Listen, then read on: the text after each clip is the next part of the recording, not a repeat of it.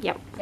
This home exercise program is for Alexander. We're going to be working on some facial touching and just to decrease his tactile defensiveness with his face.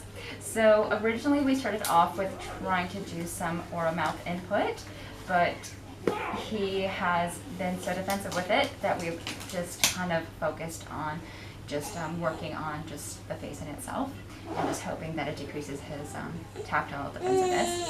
And we have seen a lot of great improvements throughout time. He went from first getting really distraught, and now he's actually allowing me to get some input around his mouth and sometimes even around his face. So I'll show you what we've been doing. So I've been wearing gloves when I've been doing this. And you ready, kiddo? And I've just been laying him on my lap. You ready? I'm going to pick you up and turn you around. Good job. Good. I want him just a little bit slanted. And the reason for that is I feel like if he's all the way laying down, it might be such a vulnerable positioning for him. So I want him to still be a little bit in an upright position so he can look around the room. And I've been very vocal with him, letting him know what I'm doing. I really want to have some sort of consent. I want him to know that I'm getting close because we can get so vulnerable with our face. I just want to make sure that I'm not just going to be so intrusive. All right, kiddo, so I always start off kind of with my hand, just a little bit of pressure on his stomach.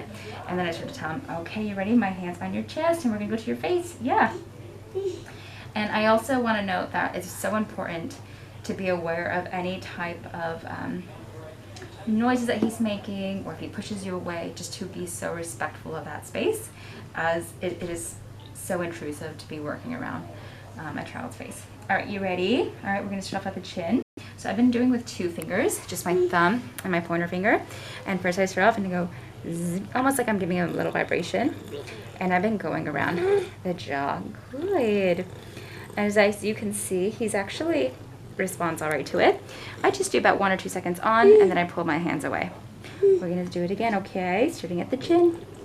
And the reason I don't leave it too long is I want him to understand the concept of time and how it's not going to be lasting forever. And we're constantly going to be just moving around.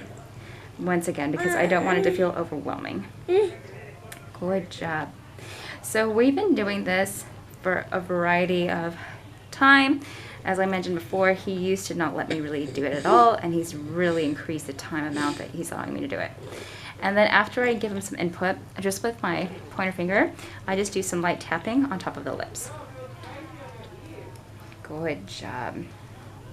And again, another reason for this is I really want to just give him that oral input, but I don't want to go inside his mouth just yet, as it can be very intrusive. And hopefully in the future we can start to work towards him being more comfortable with brushing his teeth and more people feeding him by mouth.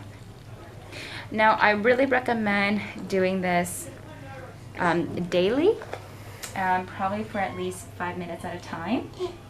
Good. Just so he gets used to just the concept. We don't want it to be integrated with any other type of exercise. We just want him to know this is what we're going to do just for now, and so he understands that it's not going to correlate with us putting anything actually inside his mouth, any food or anything. But yep, as I mentioned before, about 5 times every day for about 5 minutes. You can bring it down to 3 if you want, but it's just important just to make sure that we are continuing with this input just to helpfully decrease tactile sensitivity.